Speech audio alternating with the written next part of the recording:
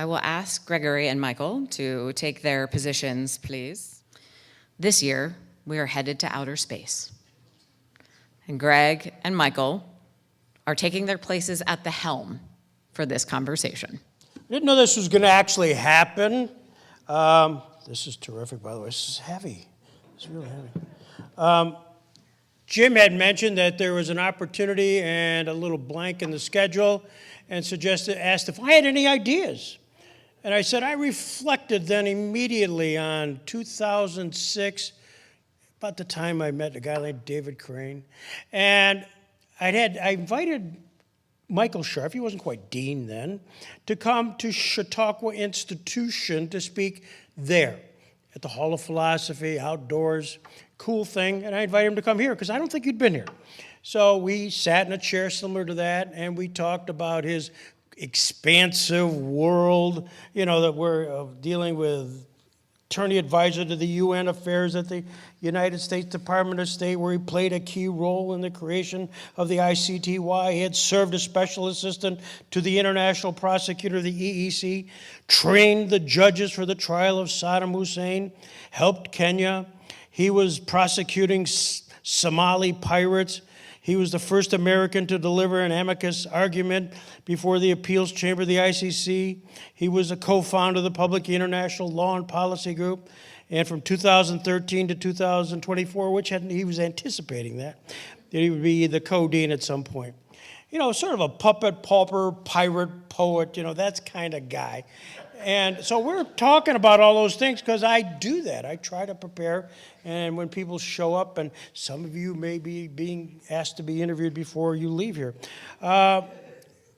So during the course of the interview, I knew just a little nugget, the fact that he had written a law review article on Star Trek.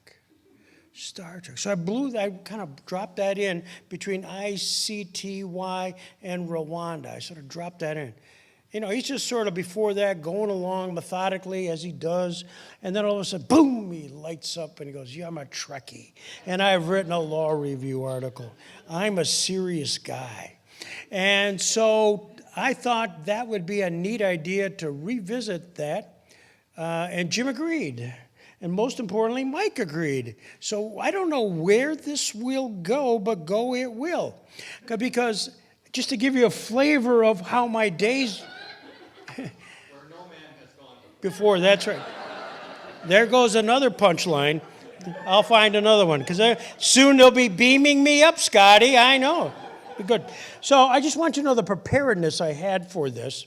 In anticipation of coming here, because I asked somebody to prepare some information, because I flew in from Stockholm, and I opened it up on my flight back, because I'm going to prep, I'm going to be prepared. And of course, they had this great article by Cass Sunstein, Harvard, all about Star Wars. And I go, wrong place, wrong time. Really, this has set me up beautifully. And so just to continue on that path of how prepared I was, I saw that we were going to give the Heinz Award to James Goldstone. And I thought, that's great. It's not Richard Goldstone. Anyway, James Goldstone, I don't know who he is. But I'm going to be prepared because I'm going to interview him, no doubt. And you Wikipedia him because I'm ready. Because James Goldstone, the one I was prepared for, is a British-American journalist, media executive, and former president of ABC News. How cool is this going to be? You can imagine my shock when, in fact, a guy much more deserving did, in fact, get it. Now, in order to wrap our head around this, he did write a law review. I think it was 1994, way back when, before the beginning of time. But it's good to pause because I did this to him on 2006. At this juncture, we're on the verge of the 80th anniversary of the Nuremberg trial. In November of 2025 will be the beginning of that cycle. And there's probably no more meaningful movie to kind of wrap our head around the law, and it's been quoted much. So we're going to pause and show a 2-minute piece to let us dive into the subject.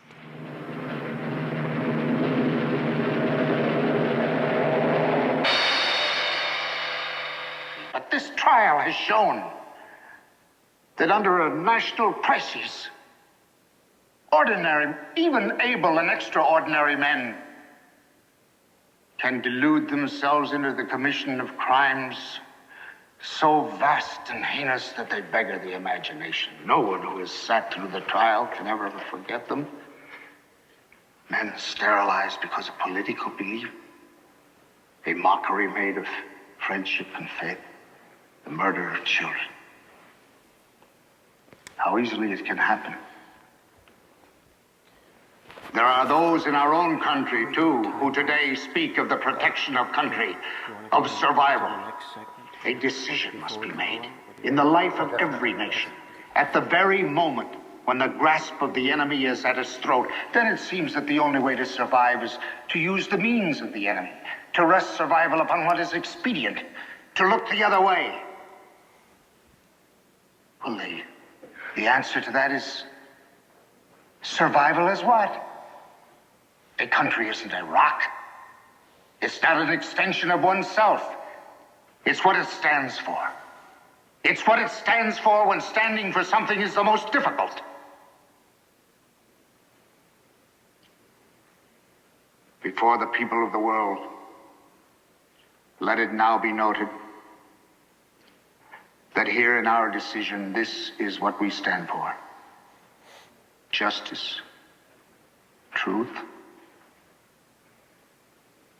and the value of a single human being.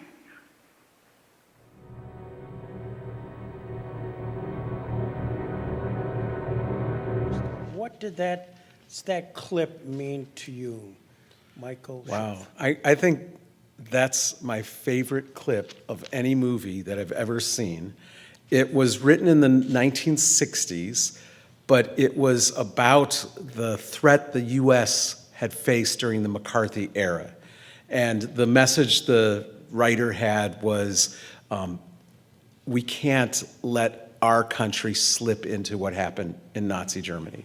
And those words, that a country is not just a rock, it's not an extension of oneself, it's what it stands for when standing for something is the most difficult, were really important when we had our interview because we were just coming after the Bush administration's war on terror.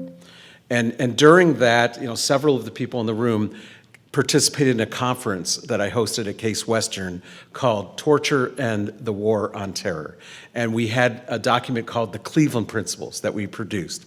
And after that, a law professor published an article in a kind of radical journal that said that anybody like Layla Sadat and myself and others who were opposing the war on terror were providing material support to terrorists and could be subject to predator drone elimination.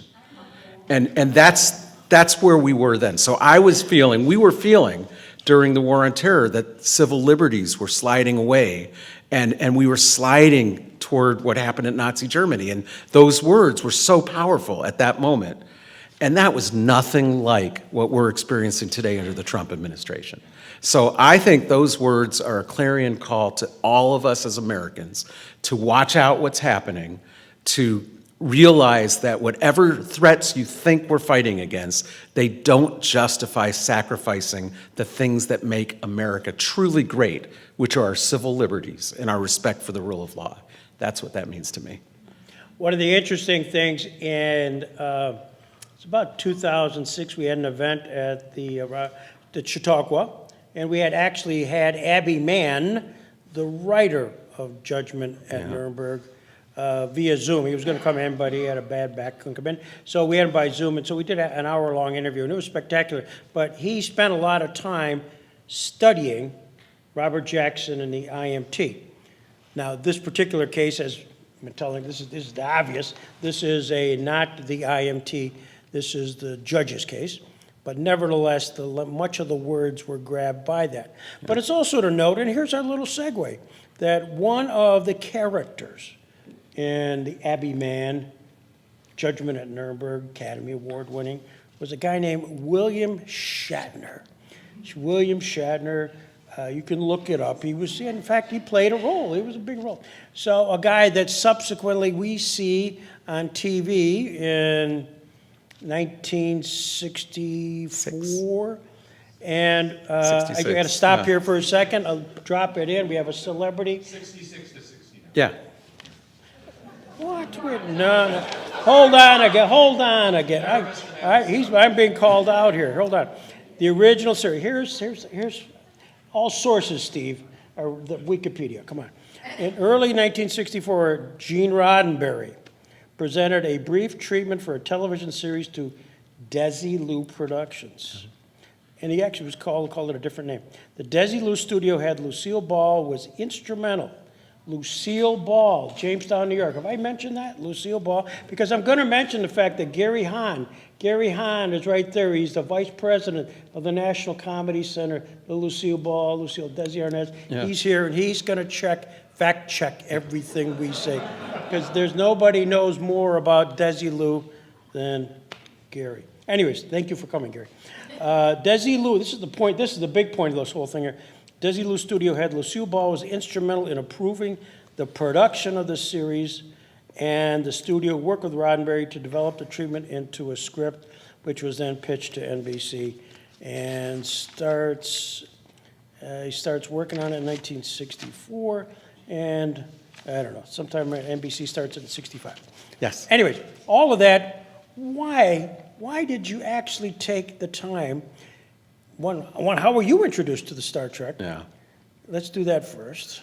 Well, so my family watched Star Trek in the evenings, and I was given permission to stay up and watch it, and I fell in love with it. And as a little kid, we played out, the characters of Star Trek, and it just inspired me. And then, of course, it was syndicated. We all saw it over and over and over again. But it's the 60th anniversary this year, and you're going to hear a lot about Star Trek. But to answer your question, I have a little PowerPoint slide presentation. So, Ed, can you just start that up? All right, Star Trek and international law. What's that? Oh, I can click it. All right. And what I should have done is brought them the theme music. And since I'm a singer, maybe I'll just hum it. Ooh. All right, so. Do I have to pay royalties for this? So you might not know, but there are these conventions all over the country where you can sit on the bridge of the Enterprise and meet the Star Trek characters. And I had them all sign my article. I was going to bring a copy for you, signed by Leonard Nimoy, but then I forgot, sorry. Well, the next time we meet. All right, so, there have been a lot of really important law review articles written about how how Shakespeare, so this is Henry's Wars, that would be Henry V, tell us about modern international law. And there's stuff about Dickens and what that tells about international law. And these people who write this, they were taken seriously. So I had just finished my first book about the Yugoslavia Tribunal. It was really depressing, as you can imagine.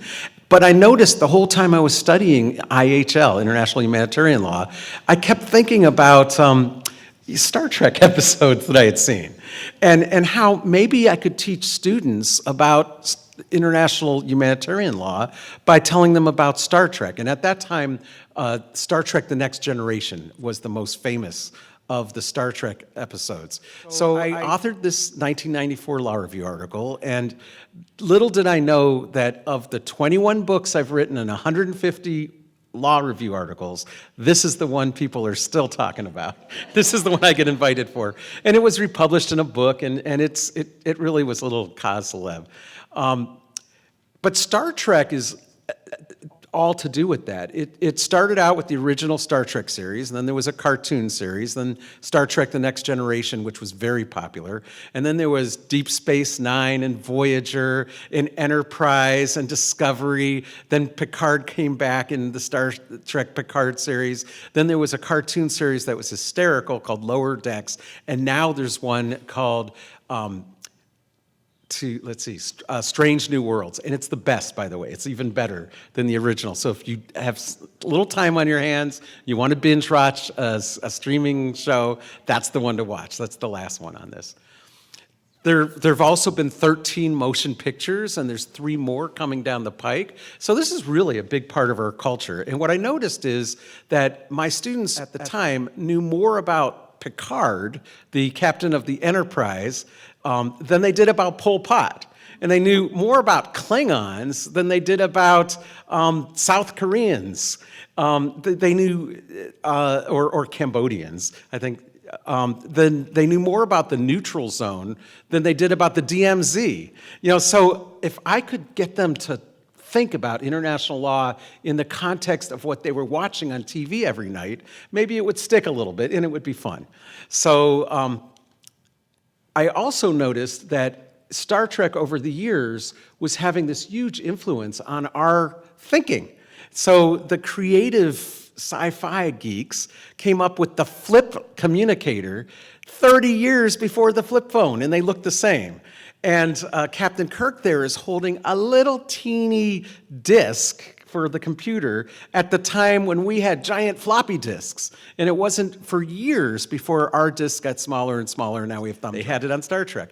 The touch screen, we didn't have anything like touch screens, but they had them on Star Trek. And the beds for the medical center are just like the modern medical beds we have today, but nothing like that existed then. And I could go on and on. So they were really creating the future in this creative way of sci-fi.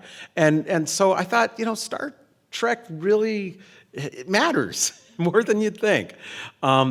And of course, who doesn't know these quotes? I mean, some of you might not, but they're really famous. So, can you do this? Yeah, live long and prosper. That's what Mr. Spock always said. And I'm going to do some imitations. I used to imitate foreign leaders, and you can't do that anymore in the classroom. But I can imitate like Star Trek characters, right?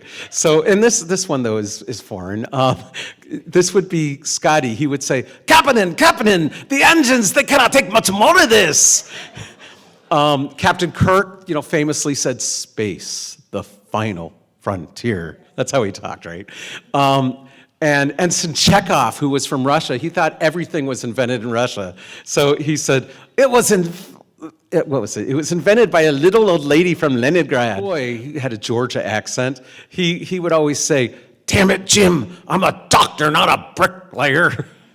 And then, going up to Captain Picard, he would say, make it so, with his British accent. And then, of course, Lieutenant Commander Data, who was a robot, artificial intelligence, that's today's stuff. He wanted to be a real person. He was the Pinocchio of the Star Trek. So he says, I am superior, sir, in many ways, but I would gladly give it all to be human. So anyway, a lot of these quotes, everybody, like how many of you know some of those quotes? Yeah, okay. And then life started to imitate art. This is President Trump. He had to come up with a neat logo for the new United States Space Force, and he just ripped it off right from Star Trek's Starfleet Command. I guess he can get away with that without copyright, but boy, look how similar they are, really. And then also, remember, Trump had Operation Warp Speed. Warp Speed's not a real word, that's a Star Trek word, but that was his idea of very quickly developing a vaccine for COVID. So Star Trek is really important to our lives, and I thought that would be worth writing an article about. Why did you pick Star Trek versus Star I was Wars. prepared Star Wars. Yeah. And Star Wars. Okay, let me do a quick survey. How many of you like Star Wars more than Star Trek? Raise your hand. Okay, how many like Star Trek more than Star Wars? It's like 50-50, that's probably right. Well, Star Wars, I love it. I'm a fan of that too, especially things like the new series that just completed, was it Andor? Oh, that was so good. It really was. But Star Wars is really about good versus evil. And it's like this epic story of a conflict. Star Trek is about what's going on at the time of each series in our world today. And it just puts a sci-fi veneer on it so that they can discuss things that make us uncomfortable discuss in a way that doesn't make us uncomfortable. And so it's just really more cerebral than Star Wars, and that's why. Here we are with the International Humanitarian Law Roundtable. This august group of people, it's always amazing. In the real world, does international humanitarian law and interstellar law sort of cross? Yeah, I found out just a couple hours ago that Layla Sadat is now teaching space law, right? So it does. We had a conference last fall at Case Western and an experts meeting on the Geneva Conventions at 75 and whether they needed to be updated. And we spent a lot of time talking about space, the conflict in outer space, because that's really where conflict's going. And the ICRC has said, yes, the Geneva Conventions apply in space, and the UN has said that. So technically the answer is yes, but actually there's a lot of gaps, I would say, and things that aren't clear, and ambiguity. And so that is probably an area that can benefit from more research, more clarification, maybe eventually a treaty. But we also talked about the fact that it is almost impossible to get a new IHL treaty. Like, just look at what Layla's doing with the Crimes Against Humanity Convention. It's kind of a miracle how far it's come along. But it's been 20 years since he started, right? 17 years. But it's really hard to get a new IHL treaty. So probably the answer is soft law instruments. And there are, some studies and soft law instruments that have come out about space law and IHL, and there needs to be more. But the answer is yes, it does apply. Take Layla's course. So. Star Trek's kind of one of its important principles is the prime directive. The prime directive. First of all, explain it, and then, because it seems to be sort of violated in every episode. Every episode. So Star Trek came up with this theory that the Enterprise, who's very sophisticated, cannot interfere in the development of any world that is less sophisticated, that's not warp capable. And there were all these crimes against humanity occurring in every episode. And Captain Kirk and then later Captain Picard, they're like, well, it's against the prime directive, but it's the right thing to do. So they did it over and over and over again. They never seemed to get in much trouble for it. The UN has something similar. Article 2, paragraph 7 of the UN Charter says we're not supposed to intervene in things that are essentially domestic. And there was a long period of time when people thought the interpretation of that meant that if there were war crimes or crimes against humanity that were wholly in one country's territory, that the UN couldn't get involved. And the way they circumvented it for a while was saying, oh, if there's a war, there's these huge refugee flows. That makes it very destabilizing for other countries that are on the border, so it's really an international crisis. But sometimes it's not. Sometimes there are no refugee flows. When they created the Yugoslavia Tribunal, for the first time, all of the countries in the Security Council, including China, which made a statement to this effect, agreed that mass atrocities are inherently a threat to international peace and security, and the UN can intervene. And I think that's like what Picard and Kirk were saying about Star Trek and the Prime Directive.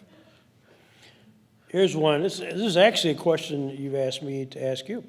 The law of war outlaws certain weapons prone to cause superfluous injury.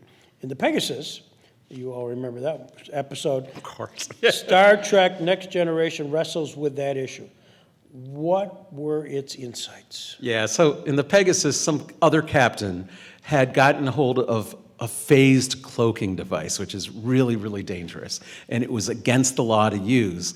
And so Captain Picard was sent to go and apprehend that captain and bring him to justice. And they made it clear that if you violate the laws of interstellar, relations, you could go to jail as a war criminal. And the equivalent of that is if you use chemical weapons, if you use biological weapons. They're talking today about whether fully autonomous weapons should be banned and be one of those things that cause superfluous injury and therefore is a war crime which you should be prosecuted for. So they were talking about that in Star Wars way before Saddam Hussein, was prosecuted for using chemical weapons in Iraq. I love the next question, too, you asked me to ask you. Just a coincidence. Yeah. In one Star Trek original series episode called, quote, A Taste of Armageddon, computers on 2 planets select who must die as casualties of war rather than fight a real war. What does that episode say about the current issue of using AI in targeting in armed conflict? Yeah.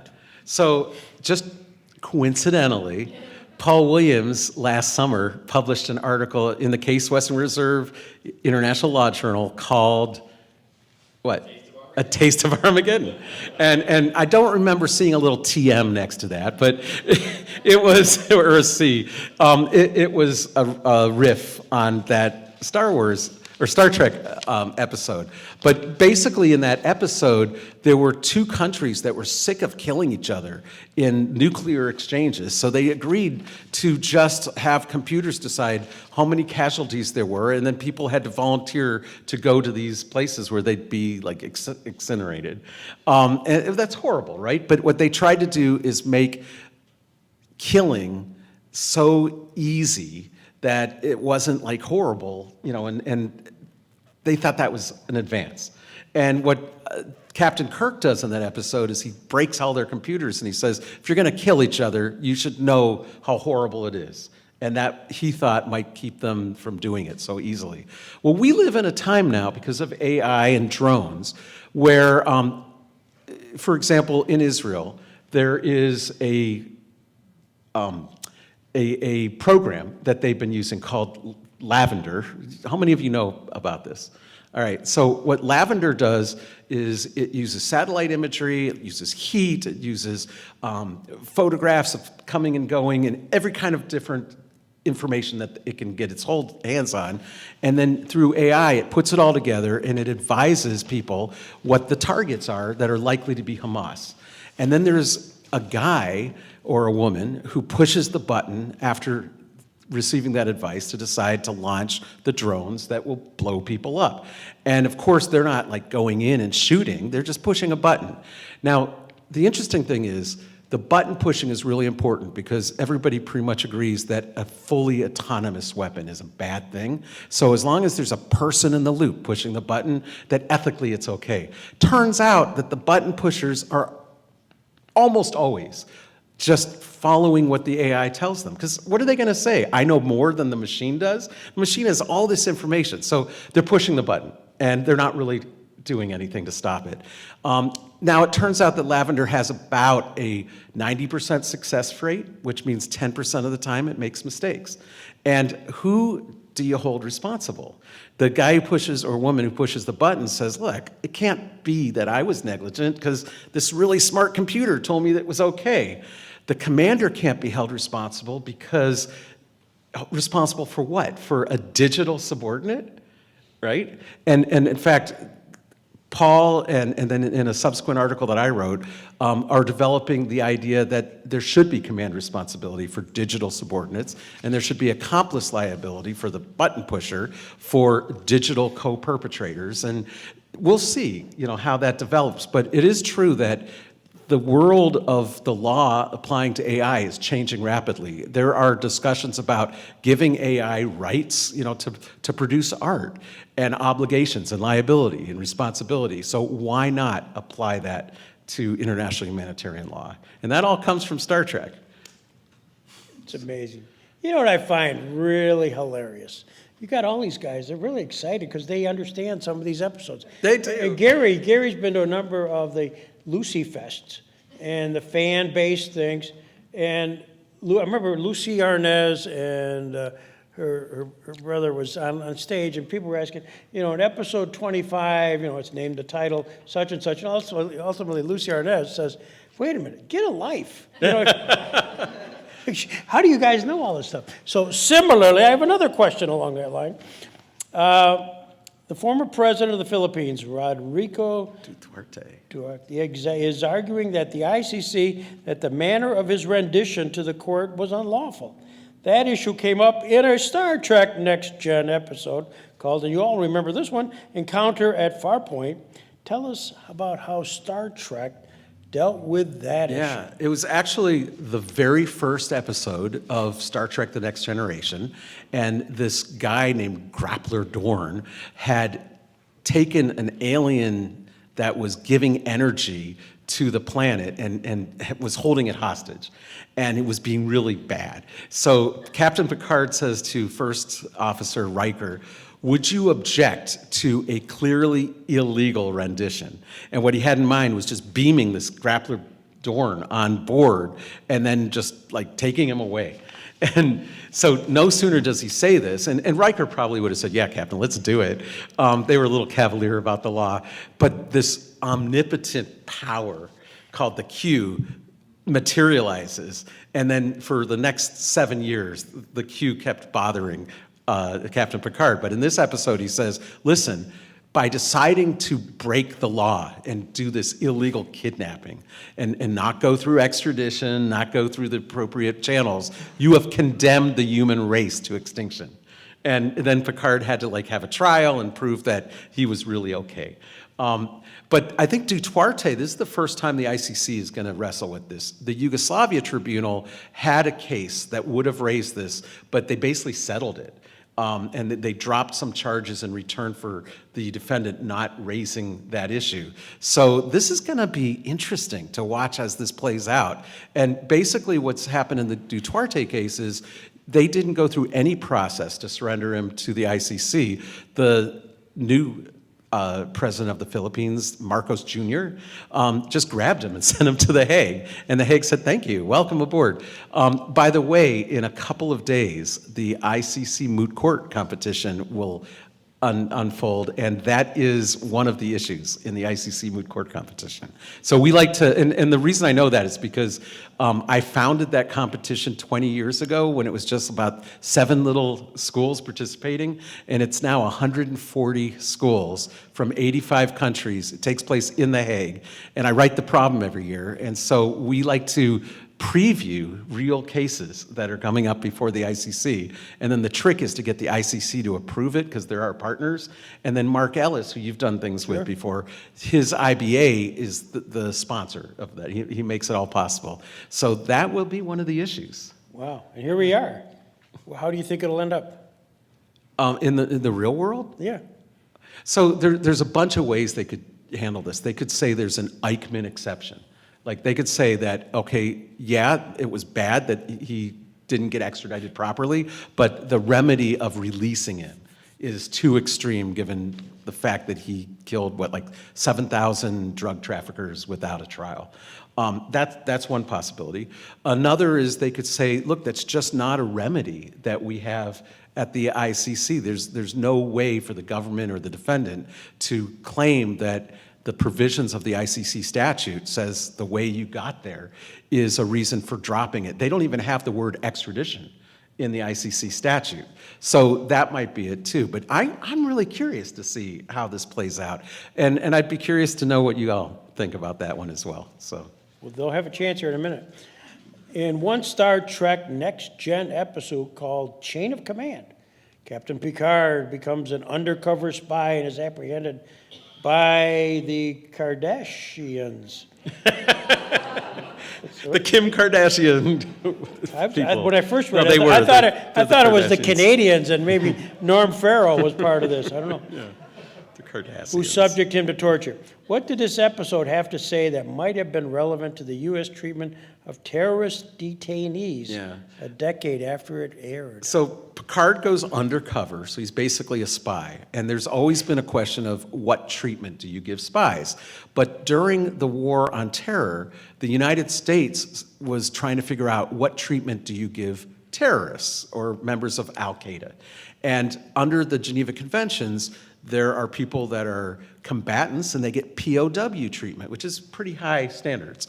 And then there are people that are considered just non-combatants, civilians, and they get really high standards. And the Bush administration created a whole new category that they called unlawful combatants. And they got really low treatment. They got sent to Guantanamo Bay and they got waterboarded, in one case 175 times. So that became really controversial. The US kept saying, no, this is okay.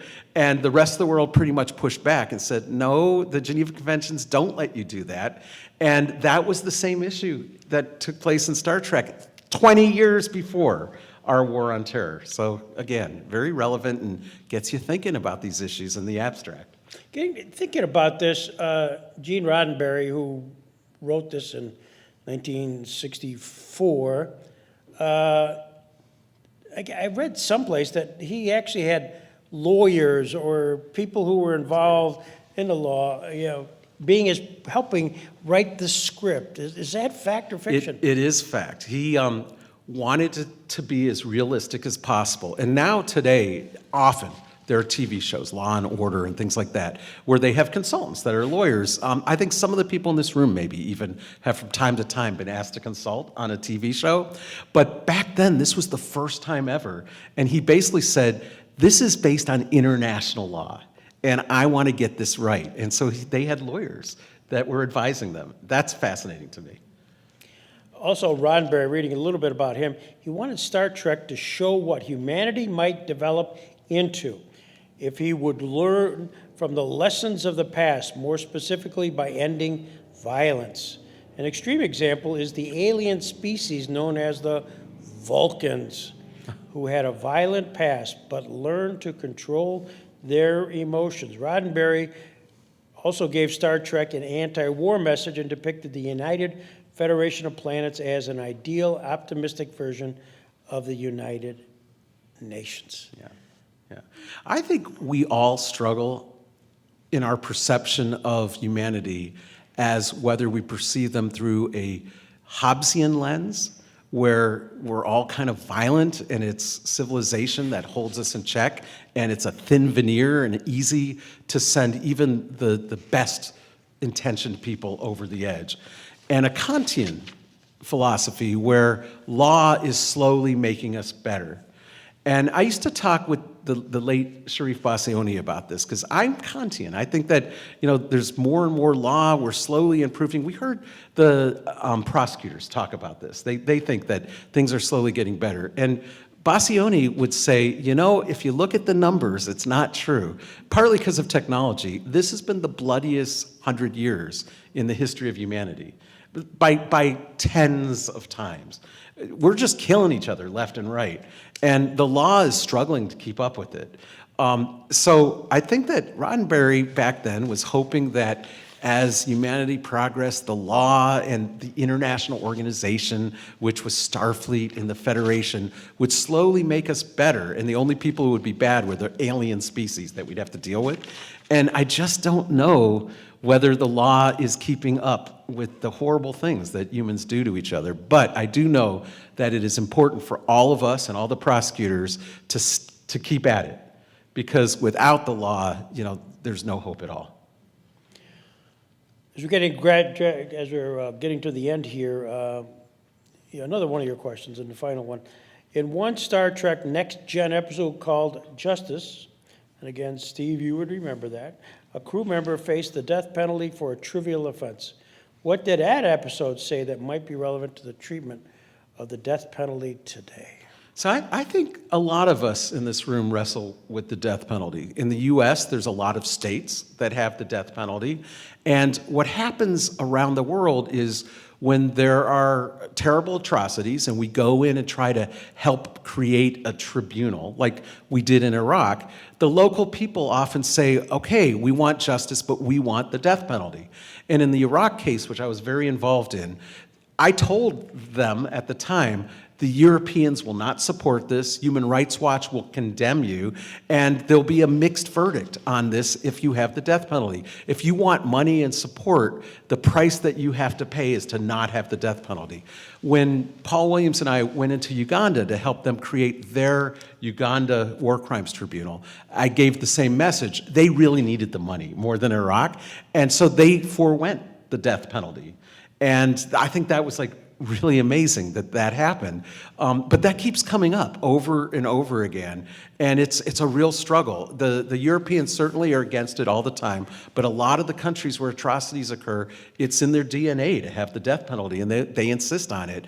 And we can tell them what the consequences are, but it's really hard to convince them not to have it. So that issue that came up in that Star Trek episode, which was, do you respect the death penalty that another world has, is the same one that keeps coming up in international humanitarian law. Ask for questions. Paul Williams, what's the question I should be asking at this very moment for my good friend Michael Scharf that I've not asked? When Michael Scharf hosted a murder mystery dinner party Oh, God. on Star Trek, what character did he play? My son, who just turned 30 last week, asked me, what did you do for your 30th birthday? That's the birthday. I had just moved to DC. Paul had just moved there. So he and his wife, my wife and I, and a couple of other couples did a murder mystery in a box based on Star Trek. And I think this was Next Generation. So Paul was Data. I think Commander Riker had just grown his beard. Like in the first series, he didn't have, the first season, he didn't have a beard, and then he got a beard. And I thought it looked really good. Do you remember I used to have a beard? That was because of that. So that's who I was. Number one. That's great. You asked. Well, I don't think we can top that. One of the things that Jim Johnson asked and was the fact that this part of the program, that it should be light and lively. You don't think we're light and lively? And so clearly I'm the lightweight and you are the lively. And all I can say is thank you for being such a good audience, and Thank you, guys. Beam me up, Scotty. Here we go. Live long and prosper.